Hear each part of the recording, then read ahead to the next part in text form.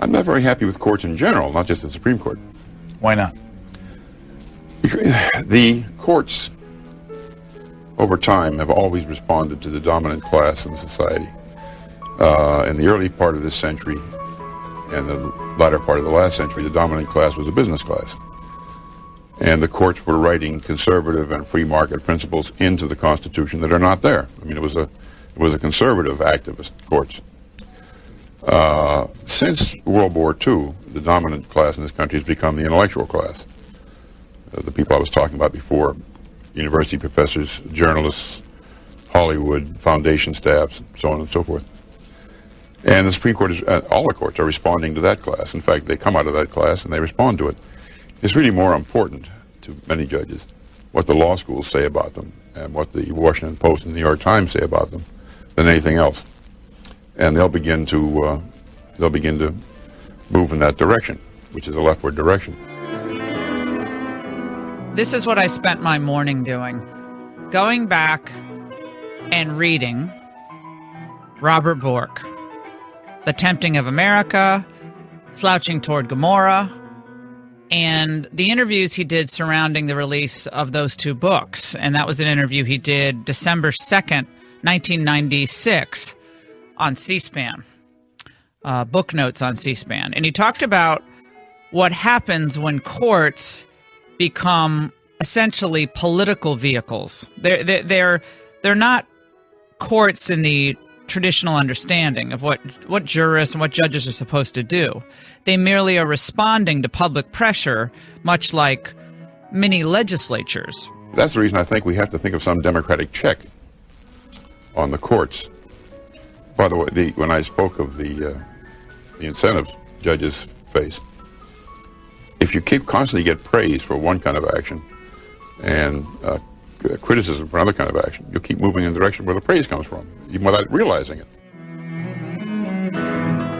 Number one, it reminds me of how much I miss Judge Bork. Number two, it reminds me of what a crime it was that he, in 1987, did not get confirmed to be an associate justice at the Supreme Court.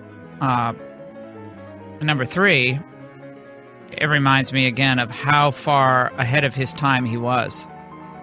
And I'm going to link this up. Drew, remind me, I've got to send it. You actually have the link, but let's put that interview on our Facebook page. It's already there. It's fascinating.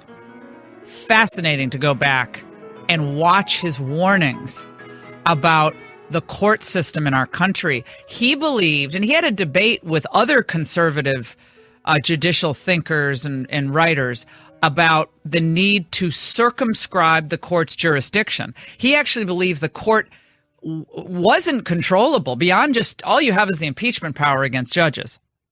And that's going to be rarely exercised. So that's the only check you really have. Once someone is appointed to the federal courts, it's life tenure. So once the courts start becoming so political that they're indistinguishable from congressional bodies, what do? So his view was, you need a democratic check on these courts, meaning what? Congress passes legislation to limit the jurisdiction of the federal courts. And can it be done? You bet it can be done. And he wrote about this and talked about this throughout the latter part of his legal career, long after 87 and that debacle. But it was fascinating.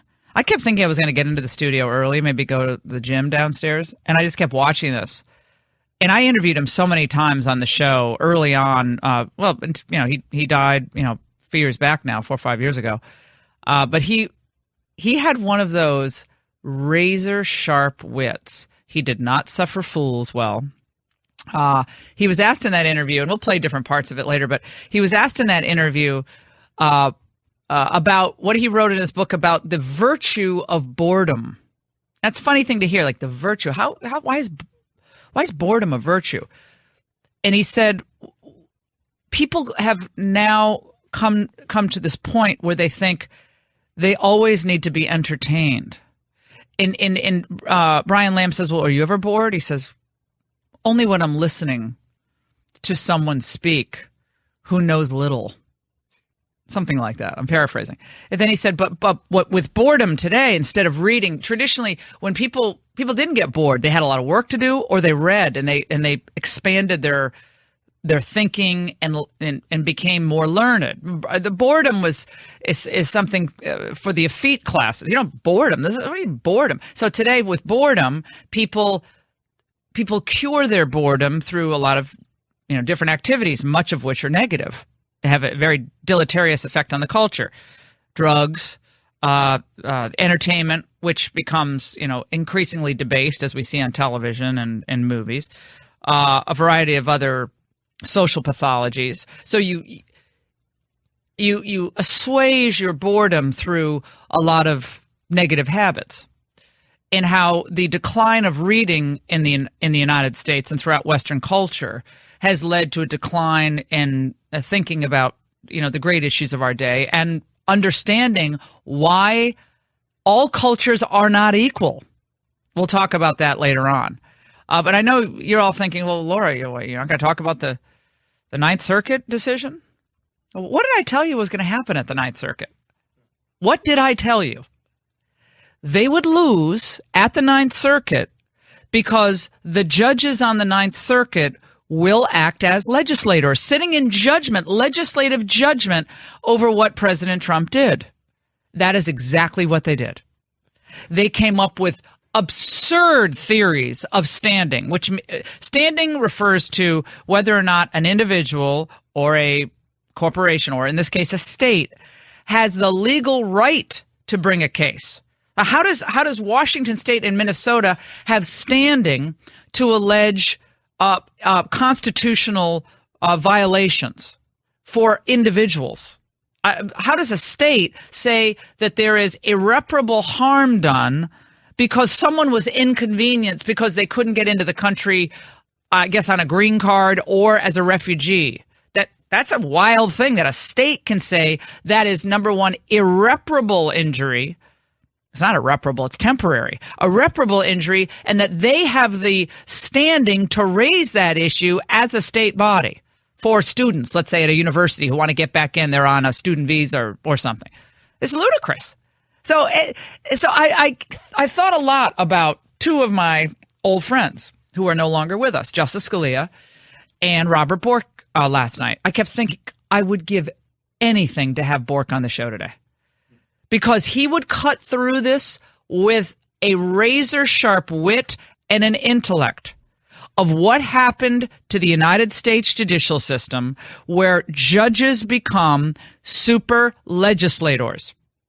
You know what happens? And he said this very clearly in this interview. We have less freedom. Our freedom is diminished when unelected judges can act as if they're campaigning every 2 years. Our freedom is diminished as a representative democracy because this law, 8 U.S.C. 1182F, could not be any more clear. That's what Donald Trump said yesterday or the day before when he spoke, and he read the entire statute, which was unnecessary, but he did it anyway.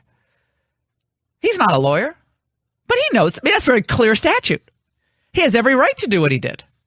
Now, you can argue about the rollout, and I have. You can talk about the messaging, and I have. But just the law on its face now, we're to believe, doesn't mean what it says. The four corners of the statute, they don't mean anything. Because an unelected judge in Seattle, in the federal court in Seattle, didn't like the outcome.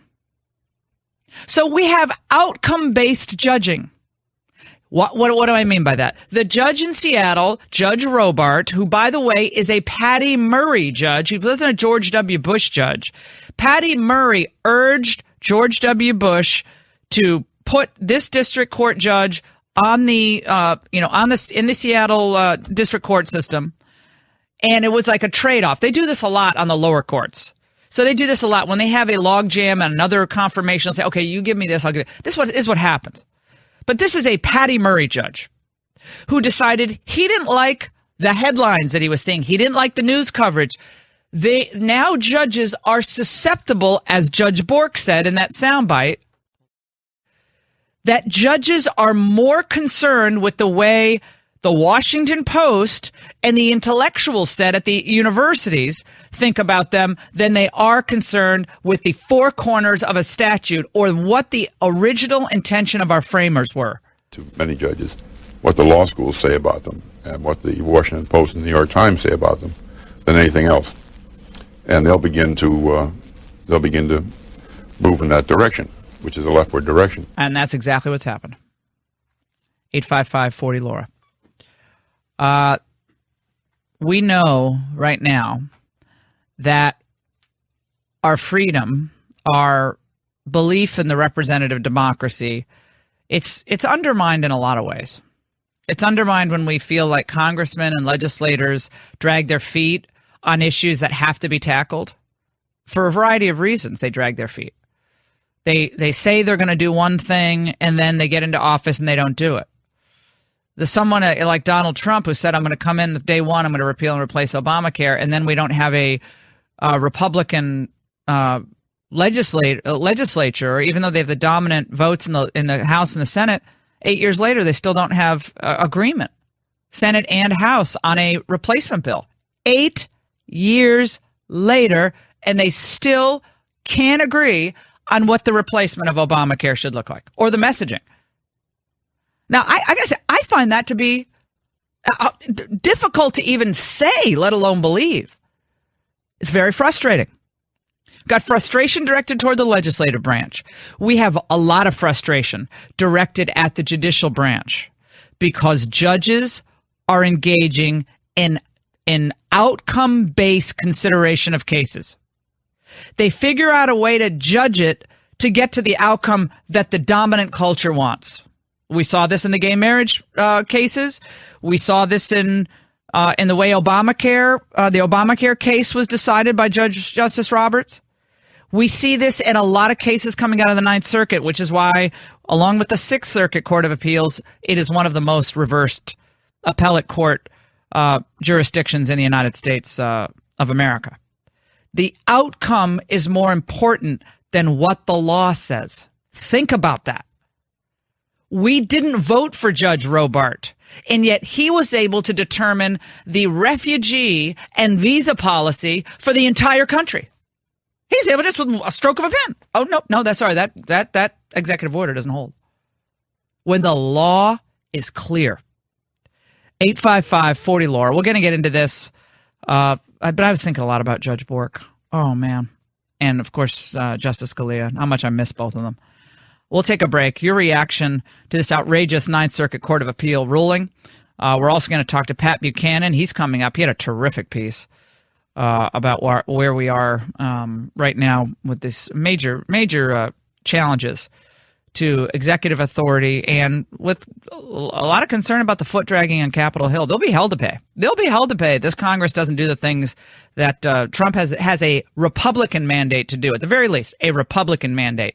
Kellyanne Conway on Fox and Friends yesterday was pushing Ivanka Trump's clothing line, and people are going crazy over that, and that's created another side issue. Your reaction to that? Whether Trump should engage in some type of ethical or disciplinary action against her? They're going to push him to do that, but it looks like he's going to stand firm with Kellyanne. Is that the right way to go? Or is he setting himself up for problems? I think the Democrats are putting a lot of ideas in a basket of impeachment, and I see that. I hear it. It's online. It's being said on cable news this morning. They better be very careful how they handle these types of issues. And we love Kellyanne, but they got to figure this out real quick. 855-40-LAURA. We'll take a break. A lot more to get to on your healthy, discerning, and missing Judge Bork and Scalia radio addiction.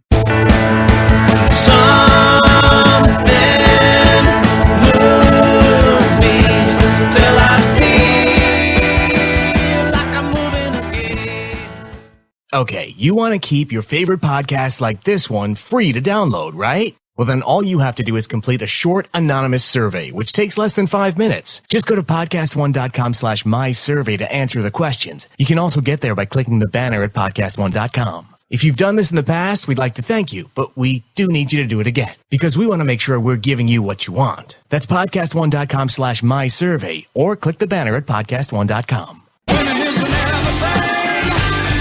This is a complete victory for the state of Washington. The Ninth Circuit Court of Appeals, in a unanimous decision, effectively granted everything we sought. We are a nation of laws. Why did you lie to me? Can't be trusted, good for nothing type of brother. Everything you Except claim for to be. 8 U.S.C. 1182F, nation laws. You're listening to the Laura Ingraham Show, 855-40-LAURA. Well. We got a lot of people on the line. We'll get to it. We're going to talk to Buchanan coming up. Alan Dershowitz, no conservative. He was pretty spot on in what the Ninth Circuit did here. This is not a solid decision. This is a decision that looks like it's based more on policy than on constitutionality. There are many, many flaws, and if I were Trump's lawyer, I would say, look, here's your situation. You're going to lose the stay application to the Supreme Court. This stay is going to stay in effect now for many, many weeks and months. You may ultimately win in the Supreme Court, but you've said that the national security of the United States depends on this order being implemented now. So you have only one option. You have to withdraw the order. You have to go back to the drawing board. You have to come up with a new order that will immediately be applicable and won't be able to get a stay from any judge. Otherwise, you won't be protecting the security of the United States. Well, his view is that the court got it wrong, but just rescind the order. We don't need to get to that issue yet. We're just focusing on the order itself. Jonathan Turley on the issue of the Ninth Circuit's reasoning. By the way, the Ninth Circuit botched the entire understanding of standing. This is a rather curious opinion, and in the art world, it'd be called impressionistic. It's Well done. Yeah. the court takes these very broad views of not just the law but the facts. I mean, the administration has said that one of the reasons these countries are on the list is that they don't have reliable ways of confirming information for entry, not simply that they produced actual terrorists, but that their records, their process, their procedures are not trusted. Yeah, and it's not within the purview of the judiciary to second guess that. They're not getting the presidential daily briefs. They don't understand, or should they know, about the critical national security issues and the considerations that enter into this decision making, regardless of what you think of the merits of the order. It's ridiculous. Very quickly, James in Florida. You got about 15 seconds, James. The comment in the writing, the court said, the Ninth Circuit Court said that they listened to public opinion. They didn't say it quite that way. They said as soon as the order was issued, people rose up against it. That was very inappropriate for the Ninth Circuit. Very telling. Exactly right. Excellent point. And right in line with what Judge Bork warned about with the federal judiciary. Coming up, Pat Buchanan. Don't go away.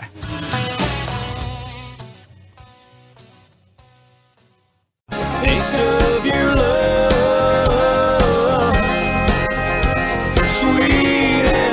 Valentine's Day is next week. If you've still not done anything about that, well, don't wait until the last minute. You end up giving just an ordinary expected gift. A gift from Sherry's Berries will show her that you planned ahead. You find the perfect gift, and she's going to love them. I promise you. All my friends and family who've had the great pleasure of getting Sherry's Berries love them. And the berries are dipped in white milk and dark chocolatey goodness. You're going to love it. $19.99. That's where they started Sherry's Berries plus shipping, or you can double the berries for just $10 more. And you need my code to take advantage of this deal, the code Laura. So just go to berries.com. That's BERRIES.com. Use my code Laura. Just hit that little microphone in the top right-hand corner. Type in Laura, and then you'll get access to that special deal. So $19.99. You can do that plus shipping, or you can just, for $10 more, you can double the berries. It's awesome. Again, berries.com. Click that microphone. Enter Laura for Valentine's Day.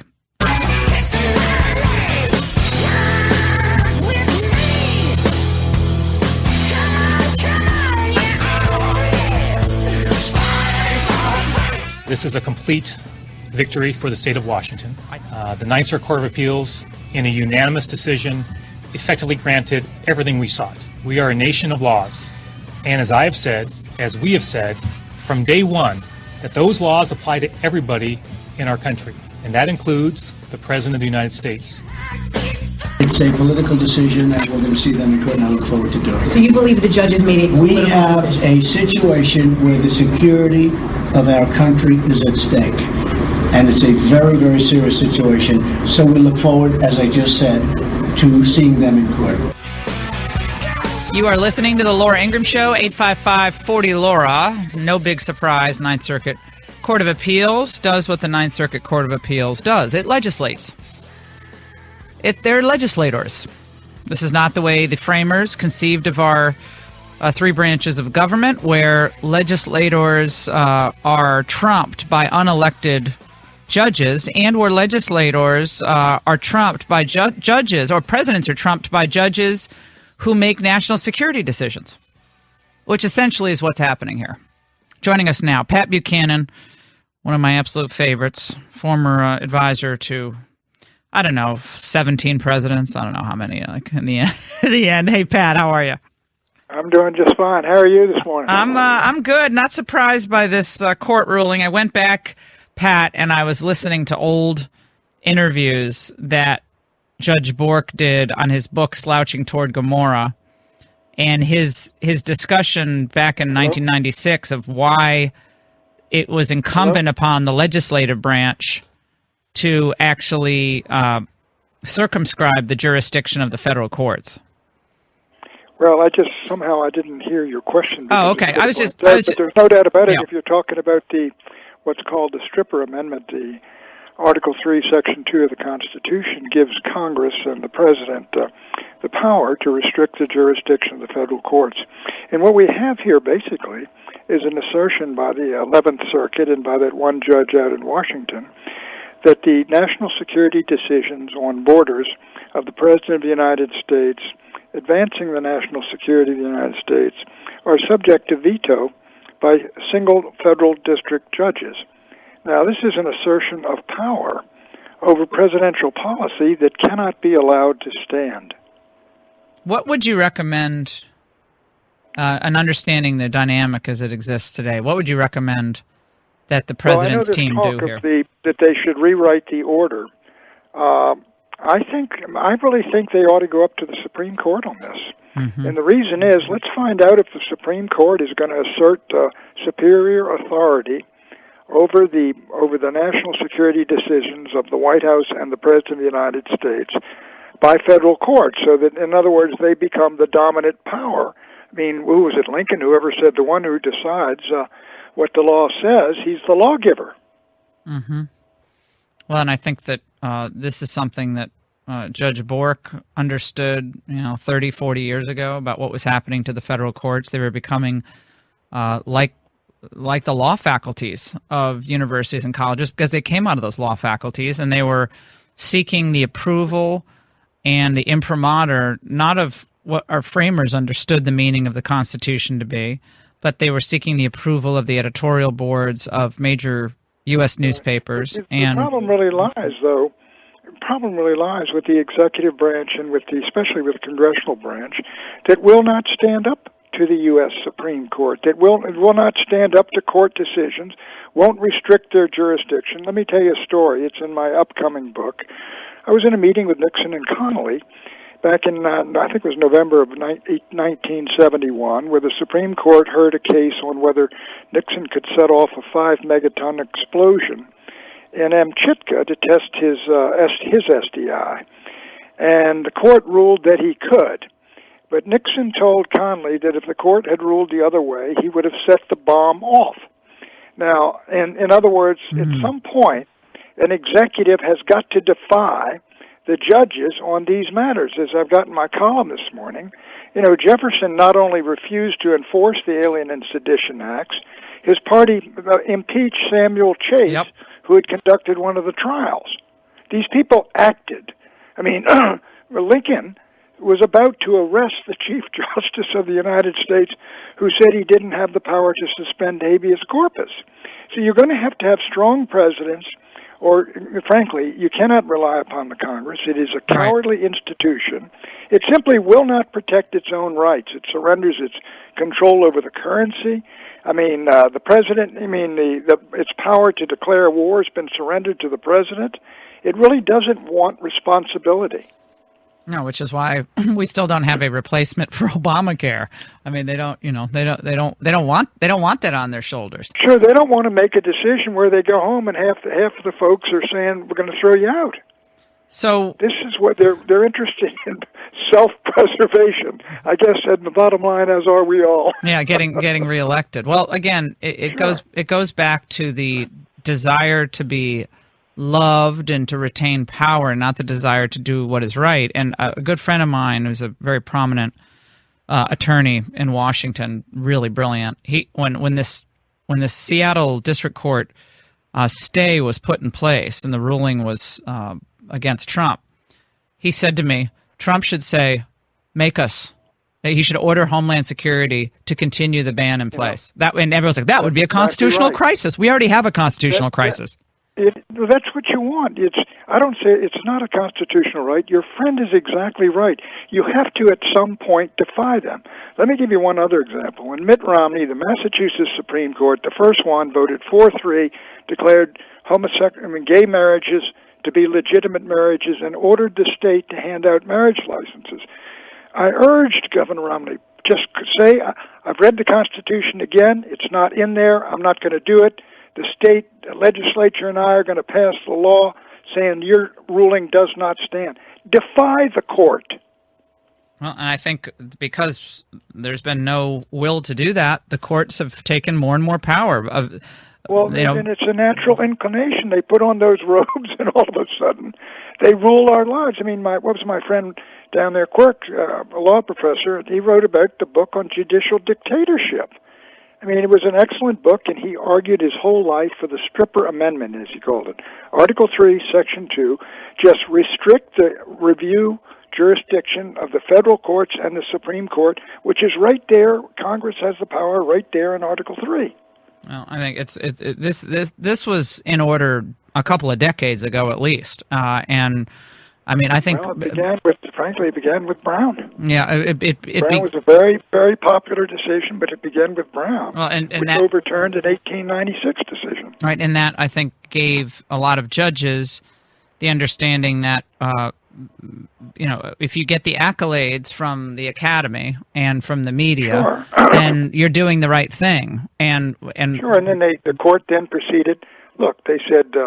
The Establishment Clause says that, we have to purge all replicas, prayers, any kinds of even pledges of allegiance and things like that from the educational system of the country. And they asserted this authority. Then they said, look, all state legislatures have to be on population alone. And so they kept making all these decisions to remake America, and the court and the Congress of the United States simply accepted it. As did presidents. Excuse me, I heard Nixon say on some of these busing decisions, I just said, look, don't cut off the funds. Send the funds to the school districts. And President Nixon said, as I point out in this book, we can't defy the court. We can't defy the court. Again, like it's an imperial judiciary. So is there anything the court can do? I mean, I think we saw... Well, you have to... It'll keep doing it until it's slapped down. Look at FDR had the same problem. Excuse me. But he had the problem, they were declaring his New Deal ideas unconstitutional, so he decided he's going to pack it. And the court had great prestige then. He's going to add one justice for every justice on the Supreme Court, I think, who was over 70. Right. And he was going to add up to 6 justices. And he did it in 1937. And it was a huge firestorm that broke his coalition. And he lost, I think, 72 seats in the House and 38. So it didn't work there, and presidents have forever been apprehensive about defying the court because they're not sure they'll win in the court of public opinion.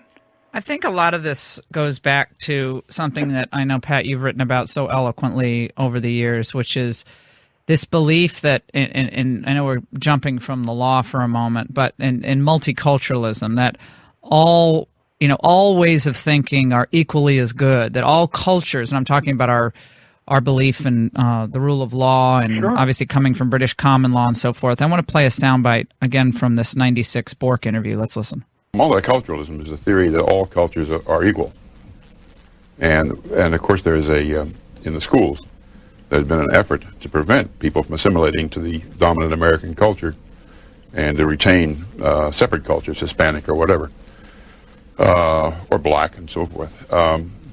It is not true that all cultures are equal. They may be entitled to respect, but when we're talking about preparation for success in a complicated society like ours, all cultures are not equal. And yet, that's what it's beaten into kids' head today. No, the way you're thinking about a representative democracy, no. You have to it has to be outcome-based judging. You have to get to the outcome, regardless of how you have to get to that outcome. It's outcome-based judging. And that's what other countries do. And that's what we have to do. Well, what Bork says is correct, but all cultures are simply not equal in the United States or the West. Ours is, of course, rooted in the Judeo-Christian tradition. It goes back to the 2,000 years at least. It produced Western Europe. It produced the United States of America. It was basically provided the basis of morality and law and all the rest of it. They weren't all equal. And the idea that they are, and Bork is exactly right, there's an idea of equality which is simply, you can say people have certain rights that cannot be taken away from them because of their religion. But the idea that all are equal is an absurdity. And egalitarianism. Frankly, if you're a Christian, you believe that Christ was the Son of God. No other religion claims that. Pat, the Gorsuch comments to a Democrat Senator, Dick Blumenthal, and also apparently to Ben Sasse, calling Trump's comments disheartening and disillusioning, demoralizing, whatever. We can quibble with whether he said it about Trump. Or, it seems to me he said it about Trump's comments. Come on. I think Gorsuch's comments were disheartening and dismaying, I'll say. Why did he do that? What Trump said was, look, he got a so-called judge. So what? Big deal. I think that Gorsuch should not have taken that shot at the man who appointed him or went on the line for him. And frankly, it suggests an effort by Judge Gorsuch to get along with the people that hold his future in his hand. It concerns me greatly because there's another person that we know that likes to get along, and his name is Anthony M. Kennedy. Exactly. They want to be popular. I think, with due respect to John Roberts, John Roberts on that decision on Obamacare. Oh God. Did not want to be really one of the front four in the Scalia court. He wanted it to be the Roberts court, and so that's why he took that independent stand in his mind. Well, I think that's one of the motives. I think that whoever gave the green light to Gorsuch in that White House counsel's office to go ahead and put daylight between him and Trump, that person shouldn't be working. Do you think someone did that? Yes. 100%. Oh my goodness. Yep. Said it was okay to do that because it'll make you look independent, Pat. Because it would make him look independent. In other words, okay, you want to do? Yeah, we get it. That'll actually be good. Just stupid strategy. You're letting the guy score off your own president? Dumb. To show his independence? Dumb. It's dumber than dirt. I don't even. Look, I'm not in there. I know it's easier when you're on the outside, but it's just that. I talked to a couple appellate court judges about this over the last 3 or 4 days. They were like, that's one of the most horrifying things. I can't even imagine saying something. The question's asked, what do you think about Trump? You say, I don't think it's appropriate for me to discuss what the chief executive says on political matters. I'm a man of strong opinions, and I'm delighted he appointed me. Exactly. What are your questions about the law, etc.? Well, another friend of mine said, he emailed me and said, I'd pull the nomination, put Pryor in there. Let's just pull the nomination. We're done. I hate to say it. That was exactly my thought last night. I would said, Gorsuch out, bring Pryor in from the bullpen. Let's go. Now we're cooking with gas. Now we're going to get the real jurist in there. This was just a warm-up act. Oh my God. That's why I'm not in there. No, but Pat, we loved your piece. It is so important for people to understand it's time to hold the courts accountable, and that means you can circumscribe their jurisdiction. Pat, you're just brilliant. We love you so much. Thank you so much. Thank you, my friend. You take it easy. All right, you too. Be sure to don't shop at Nordstrom. We didn't get into that either. Oh, my God. All right, Pat, we appreciate it. I'm not a big Nordstrom's fan anyway. Trump's playing golf with the Mexican leader over the weekend at Mar-a-Lago. Be wary of the Japanese for, well, Jared Kushner is the shadow diplomat on all the U.S.-Mexico talks. Very interesting. We got a lot to get to on the Laura Ingraham Show. We will get to all of it together. The immigration sob stories. I was so far ahead of the curve of this issue. Guess what? They're coming. Every deportation will be followed by a sob story. How will Trump produce against that?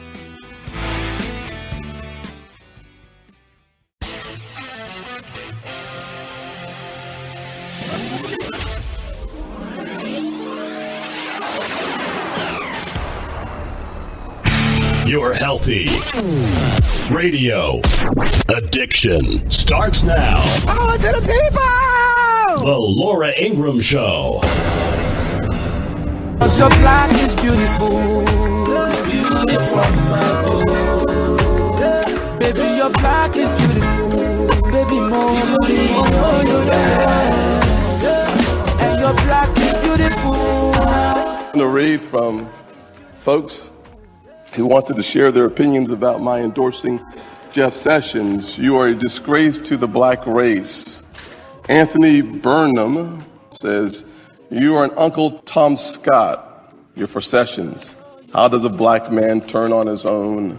Anthony B. from at Political Art says, Senator Tim Scott is not an Uncle Tom. He doesn't have a shred of honor. He's a house Negro. Black man who's a racist against black people. A big Uncle Tom piece of fertilizer. Strong and can never crumble. She is courageous. Those are very nice emails and tweets they got, right? What I'm surprised by, just a smidgen, is that the liberal left that speaks and desires for all of us to be tolerant do not want to be tolerant of anyone that disagrees with where they are coming from. That is Tim Scott, senator from the great state of South Carolina, who does not count as authentically black. For black liberals, Democrats, in fact, if you gave them a bunch of sodium pentothal, they would all agree with all those mean emails. You're a traitor to your race. You're an Uncle Tom, Uncle Scott, Tom Scott. I mean, this is what they think of black conservatives. Look at what they've said over the years about Colonel Allen West or J.C. Watts or Walter Williams, Tom Sowell, and of course, going all the way back to Justice Thomas's confirmation hearings, when it wasn't about Anita Hill. It was about the fact that they had a guy come on the court replacing a liberal icon, Thurgood Marshall, who didn't think like he was supposedly, trained to think as reflexively left-wing. This is a circus. It's a national disgrace.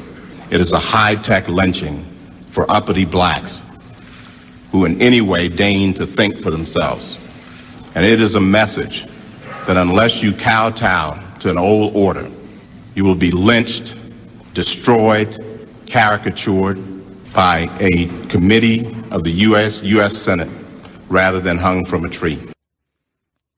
I mean, never have truer words been spoken. If you disagree with, in any way, the liberal progressive order, and you happen to be a minority, especially if you're black, you might as well, you might as well have leprosy. They don't want to touch you. You are unclean, and they will destroy you.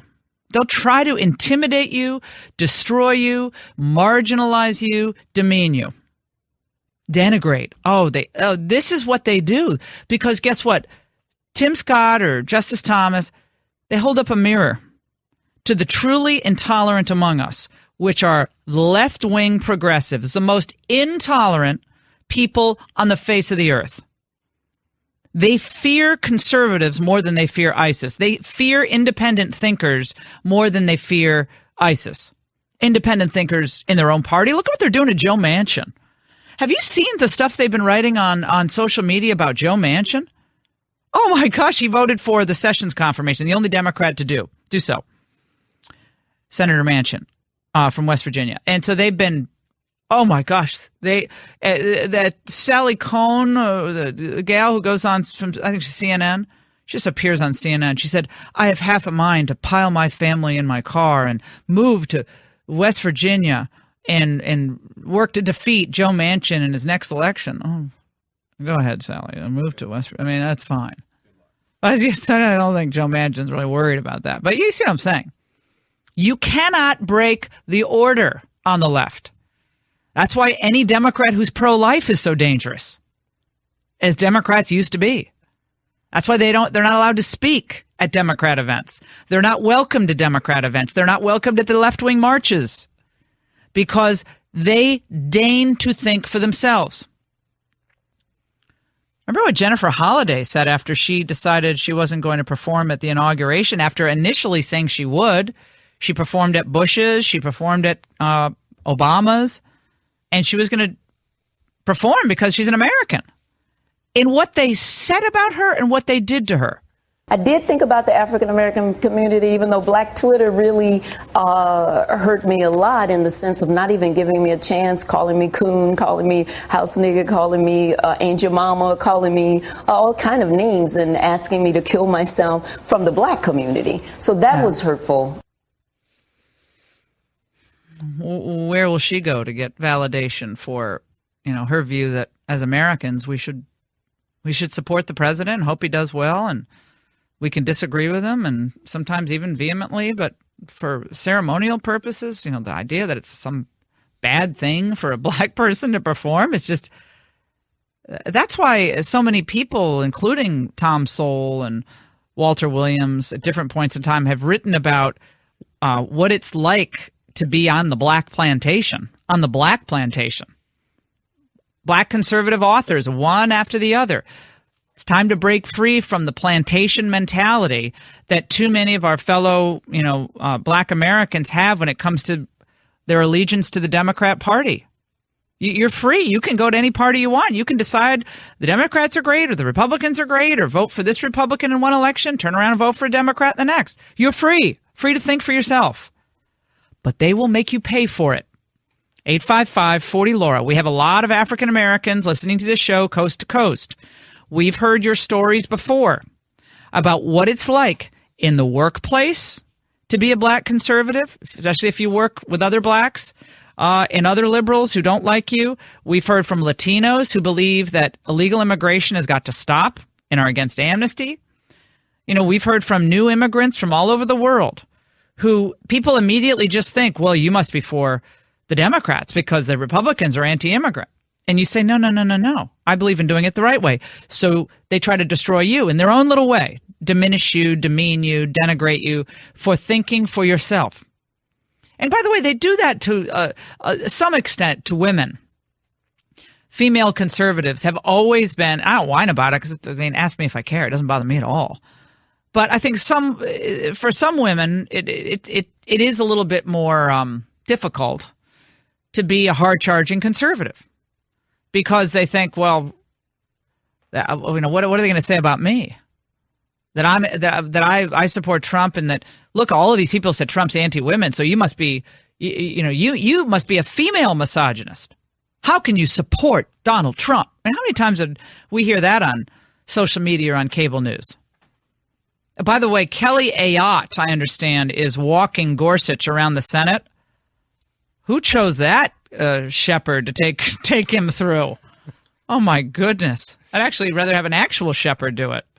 Scott in Georgia is bringing this point up. Scott, go ahead. Does she have a staff? Hey, Laura, I got one main point and two other statements. Yeah. I was calling in regards to Kelly Ayotte. If she's in the room with Gorsuch and Blumenthal, it's essentially two Democrats along with the new Supreme Court nominee. And I just, when I heard that this morning watching the news getting ready for work, I was like, who in the heck decided that? Why don't we just get the leader of the pack, McCain, to do it? Because he'll definitely sabotage. You should have Bill Kristol take her around. Like one of these real never-Trumpers.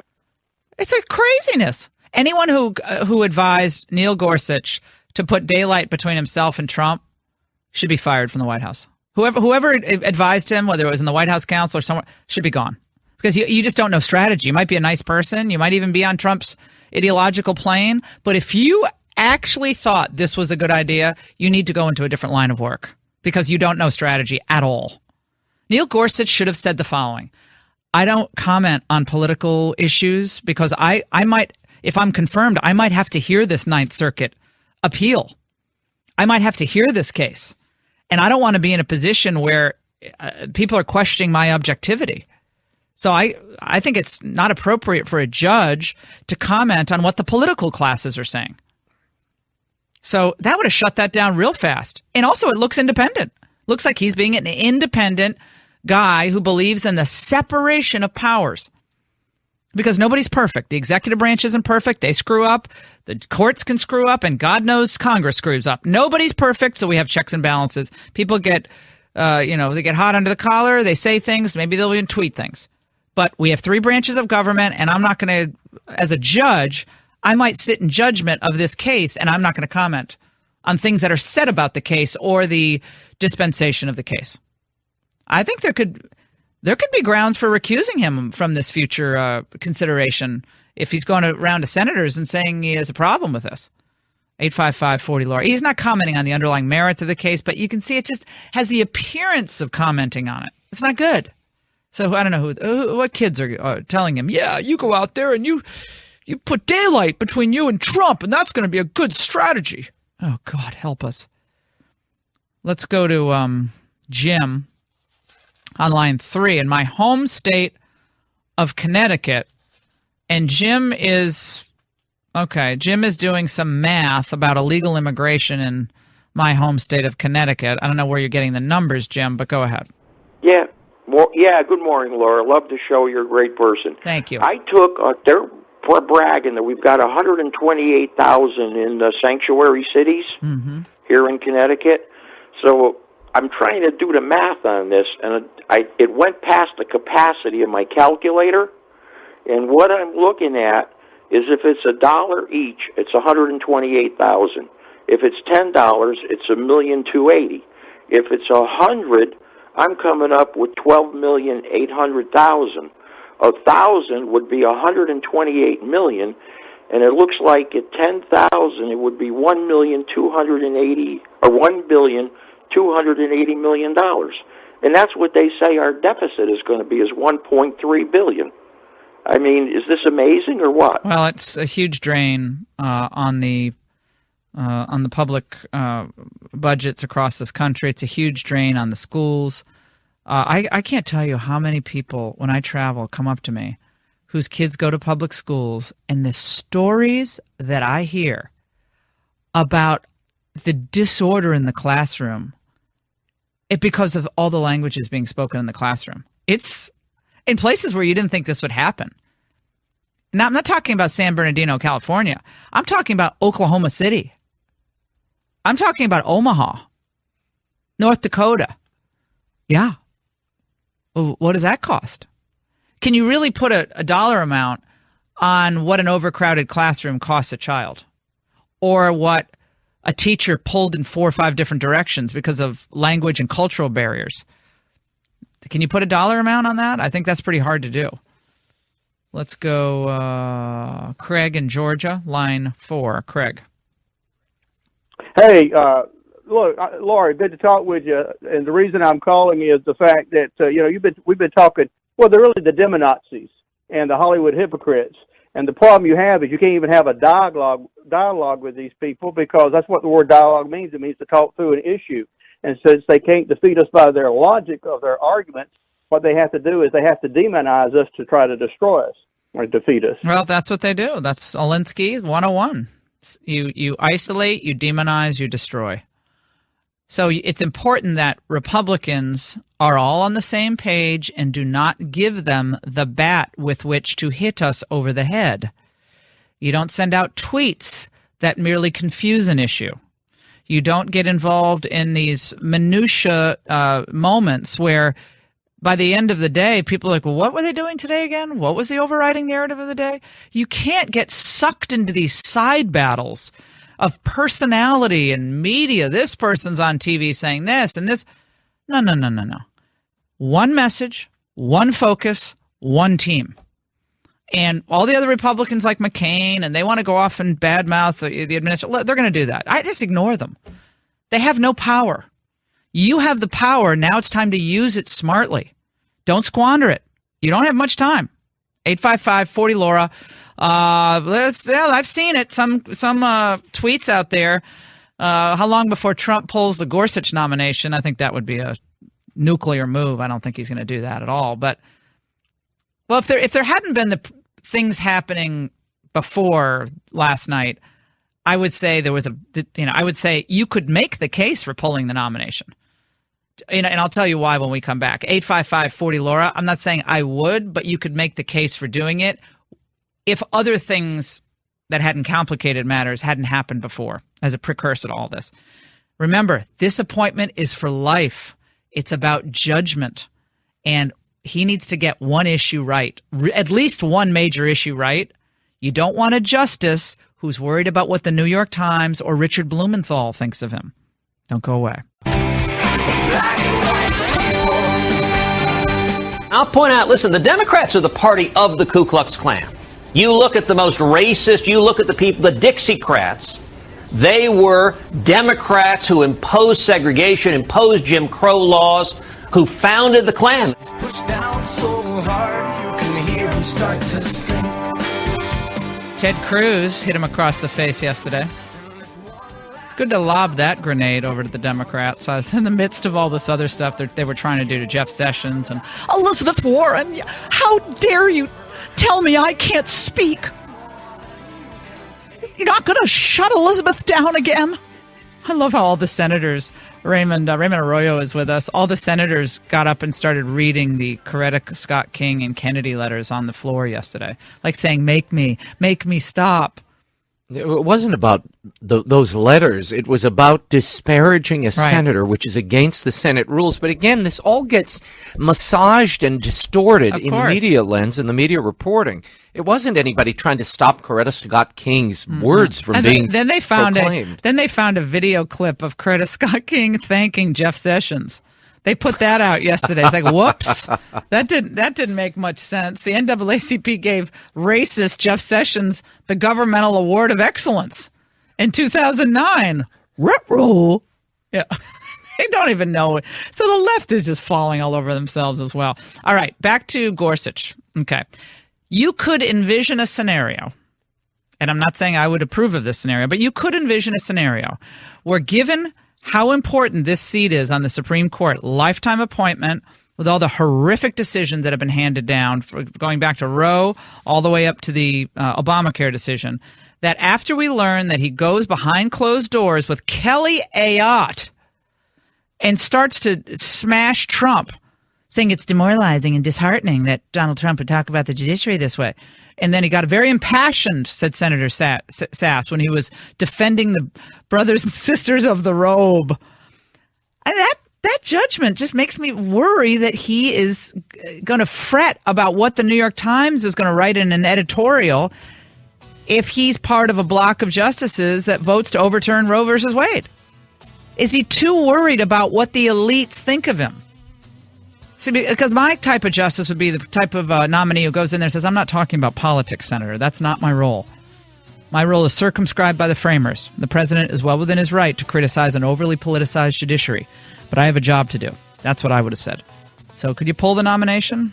Probably not wise to do so, but you could make an argument. Hi guys, it's Jack Vanek from the Lady Gang. If you like mimosas and having a bunch of girl talk, why are you not listening to the Lady Gang? We are your one-stop shop for all your lady talk. New episodes are out every Tuesday on iTunes or podcastone.com. The run for the roses so red. Valentine's Day is all about capturing that wow factor that leaves a lasting impression. And my friends and my family, they still talk about the gorgeous 1-800-Flowers.com bouquets that I surprised them with last year, and I can't wait to hear from them this year. But 1-800-Flowers has the best deals on all the Valentine's essentials. Check it out. Right now you can order 18 enchanted roses for only $29.99. That's 18 of the enchanted roses for $29.99. That's a 45% discount off the normal price. So you just pick the delivery date and let 1-800-Flowers do the rest. And it's a beautiful mix of red, petal pink, and hot pink roses. And it's guaranteed to wow that special someone on Valentine's. And you're going to love it. 1-800-Flowers. Have the flowers picked right at their peak, and then they're shipped overnight to ensure the freshness that you love and that I demand. And again, 18 enchanted roses, $29.99, but hurry, it expires Friday. All right, Friday, and then it's over. Every bouquet is backed by the 100% smile guaranteed at 1-800-Flowers. Just go to 1-800-Flowers.com, click on that radio mic in the upper right-hand corner, enter my name, Laura. That's 1-800-Flowers.com, 18 enchanted roses for just $29.99. 1-800-Flowers.com.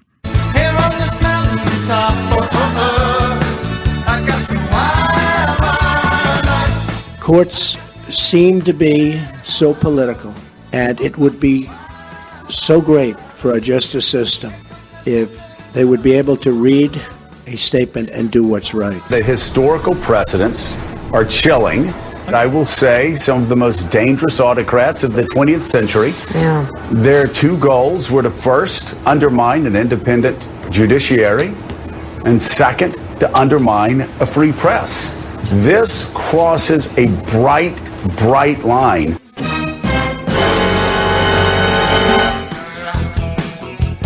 Yeah, we're basically one step away from Mussolini. Joe Scarborough needs to... Joe Scarborough needs a history book. American presidents in the 20th century. FDR, Andrew Jackson, Barack Obama has criticized Lincoln. the judiciary. Not only criticized, they've tried to manipulate, stack the courts, do whatever they needed to ignore the order. I mean, this is the oldest trope for a president ever since Jefferson. You know, back in what is it, Marbury versus Madison? Oh, yeah, make us. He said, okay, you've got your order. Who's going to enforce it? Yeah, enforce the order. Go ahead.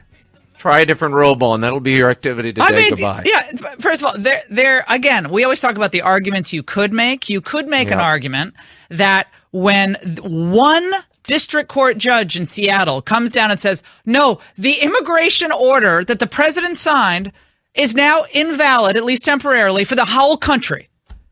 One judge in Seattle comes down and rules that last week. You could make an argument with historical precedent that the president could have been well within his right to say, we understand a district court judge in Seattle, Washington, has a view on what executive authority is, but I am ordering Homeland Security and government officials to abide by my executive order. It's a constitutional crisis. Well, if the judiciary itself becomes tyrannical and works against our Constitution or the will of the people, there has to be a check and balance. Other presidents understood that. And again, I'm not saying that Trump should go nuclear on the courts. I'm not saying that. But with historical precedent that's very solid, you could make the argument that the president could be within his right to say, that will not stand. Couldn't they redraft? I mean, we were talking about this yesterday. Yes. Couldn't they repeal and replace the executive order? That's what I've been arguing. So that you curtail it to answer the pleas and the cries of the judiciary and the concerns people have that it's overly broad, and yet achieve the same end, where the vetting is in place, the refugees are frozen for the moment while you reanalyze the situation and figure out a common sense way forward.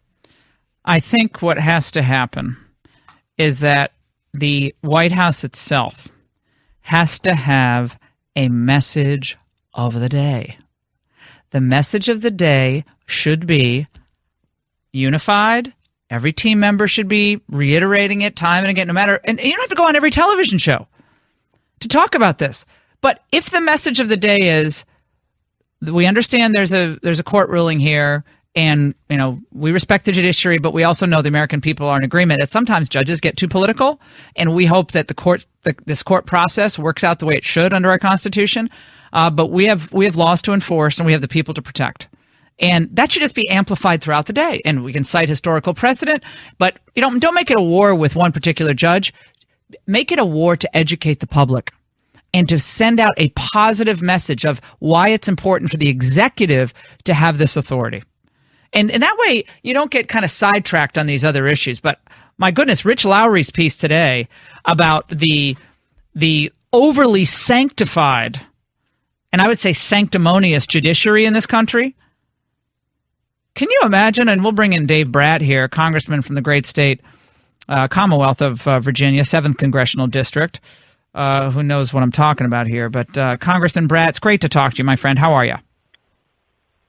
Hey, Laura, always great to be on. So we're talking about this huffing and puffing that people like Joe Scarborough and a lot of never-Trumpers are engaged in with, how could the president ever criticize the judiciary? This is just terrible. And, of course, there are plenty of examples of a chief executive being very unhappy with the judiciary over the years, including some of the nasty references by Barack Obama over the last 8 years when things didn't go his way. But, what are your thoughts on how this is playing out right now?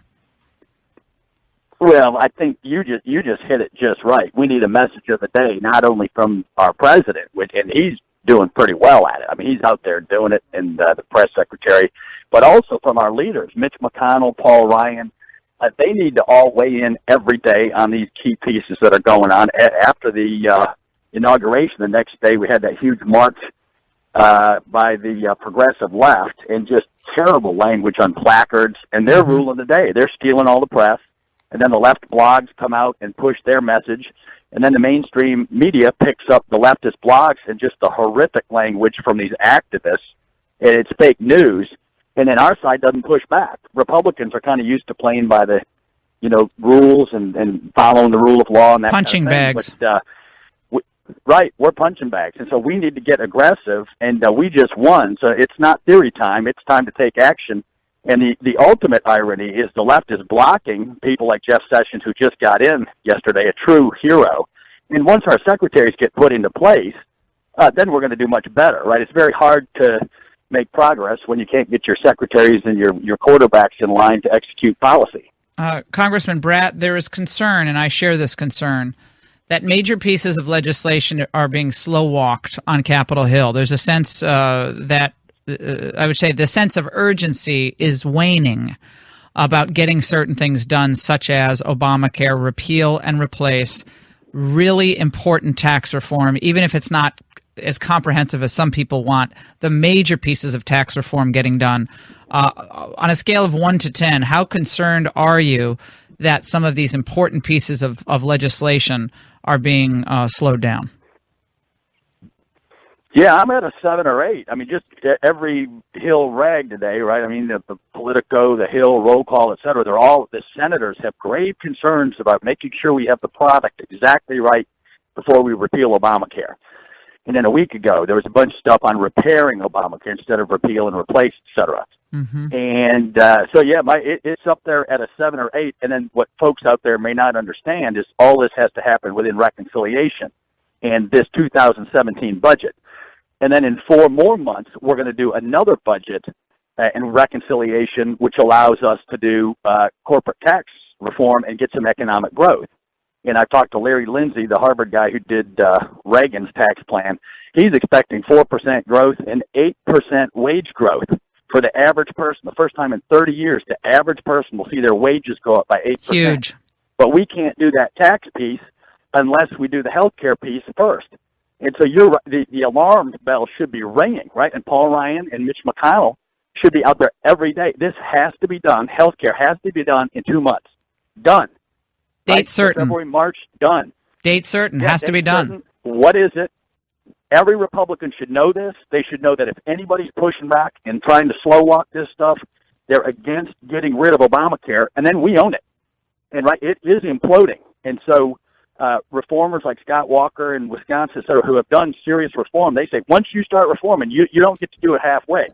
You finish it, and then we got to get back to private sector health care where you get to meet your doctor and you spend dollars out of your wallet or out of your HSA, and you're going to be more careful, and that will drive down health care costs. And we'll have our people be very happy with what they're about to see happen. Now, when you look at the left, they are usually reading from the same hymn sheet. You know, they're usually on the same page when it comes to messaging.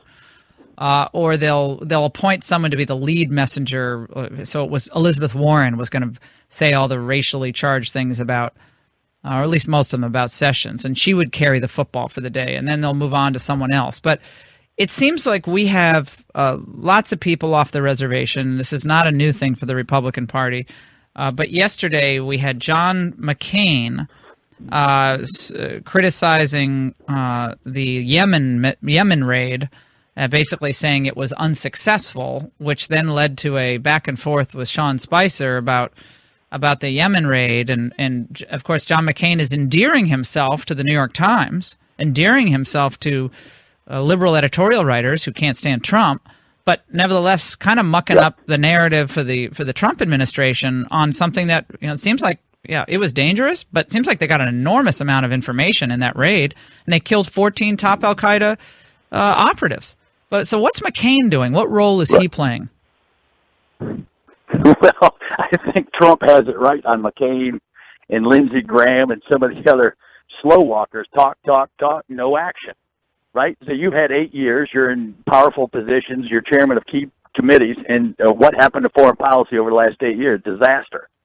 Right? And so they've just been giving Trump a hard time on the Russia policy, China, Taiwan, one China, everything. Right? Just and it's a little curious, right, that the most poison, it's in-house toxic, language.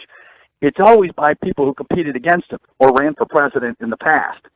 So there's ego involved.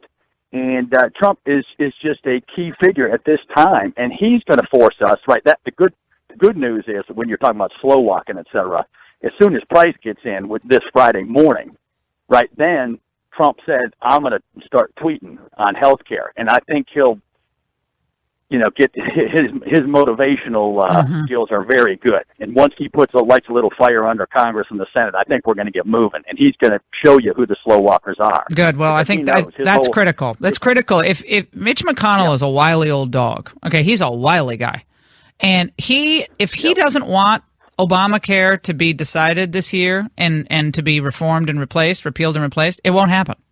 So it's incumbent upon Trump's team to get up there on Capitol Hill and say, "This is what I campaigned on. This is what you're doing." Yep. And you offer your input and you give us your piece of legislation. Would love to work with you on it, but this is happening. This can't be pussyfooting around Mitch McConnell because he's been the old lion of the Senate for so long. This is a mandate from the American people, and I want it done. I hope Trump's team is doing that. I have confidence that they will do that, and I hope they are.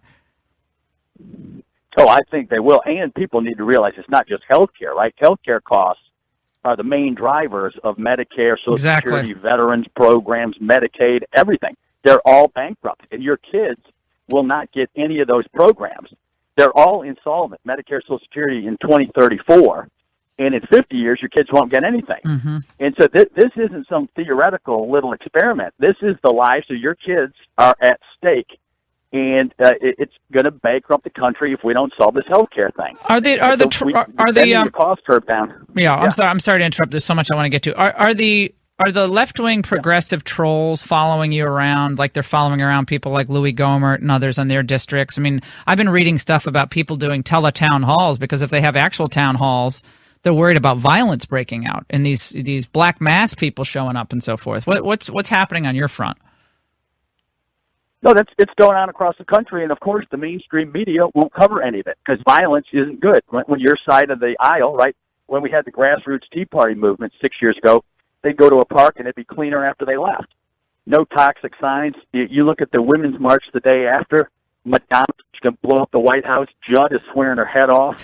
I mean, it's just grotesque. So the left covers themselves. But yeah, I had a teletown hall, Facebook town hall. I got 30,000 hits in an hour, and over the course of that day, 30,000 negative hits, right? So that's not my Democrat friends in the community, right? When you get 30,000 hits, no, those are bots in an hour or so, mm-hmm. Right? And so and then if you tell the truth, right? Everybody should go out and Google, right? It's called Soros is funding all this stuff. It's called Indivisible, and then the second thing is called Resistance. Right? And the press doesn't know this. So I'm out with 20 press people in the hall after votes yesterday.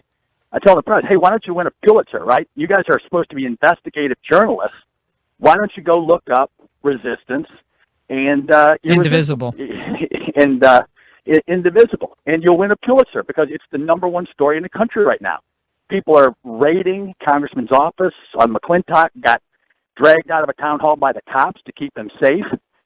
It's just unbelievable. It's just toxic negativity. And the difference is, right, the press is saying this is the Democrats' Tea Party movement. It is not. The Tea Party was about taxed enough already, following the Constitution, Obamacare pride repeal in the country, Mm-hmm. Obamacare repeal, exactly, right? And what is left? Not one idea.